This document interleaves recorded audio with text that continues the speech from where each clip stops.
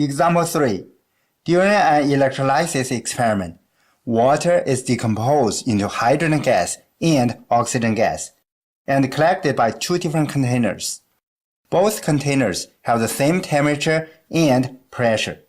If the volume of the collected hydrogen gas is 125.0 milliliter, how many milliliter of oxygen gas can be collected?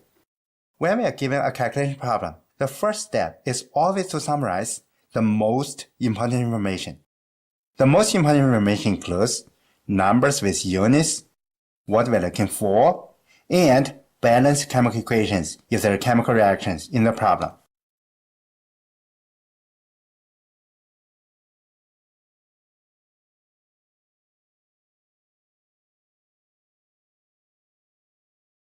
When we are looking at this summary, it seems this should be the stoichiometry type of calculation. If we know the values of the pressures and the values of the temperatures, we can calculate the moles of hydrogen gas. If we know the moles of the hydrogen gas, we can calculate the moles of the oxygen gas.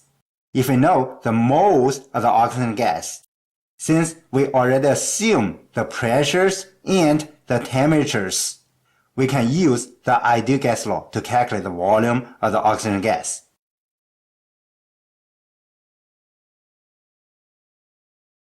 But for this calculation problem, I want to use a different approach. If you remember, actually, the stoichiometry calculation just needs to use the Mohs ratio between the two products, or between two reactants, or between one reactant and one product. From the balanced chemical equation, we know the Mohs ratio between the hydrogen gas and the oxygen gas should be 2:1. Since we know the pressure and the temperature are the same for both gases, the volume ratio between the two gases should be the Mohs ratio. If you're not sure, let me show you how to get that.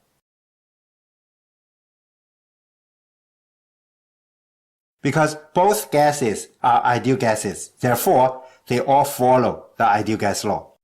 Because the pressures and the temperatures are the same, let's assume the pressures is equal to P and the temperatures is equal to T.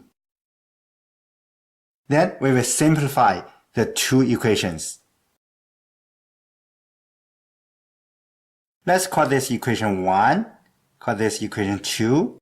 If we use equation 1 divide by equation 2, which means we use the left divide by the left and the right divide by the right, then they're still going to be equal. Then pressure will cancel, R and R will cancel, T and T will cancel. We will get the volume of the hydrogen gas over the volume of the oxygen gas equal to the moles of the hydrogen gas over the moles of the oxygen gas. Then we can use this equation to solve our problem. Because we know the Mohs ratio, we know the volume of the hydrogen gas, we can calculate the volume of the oxygen gas. Let's plug in the numbers.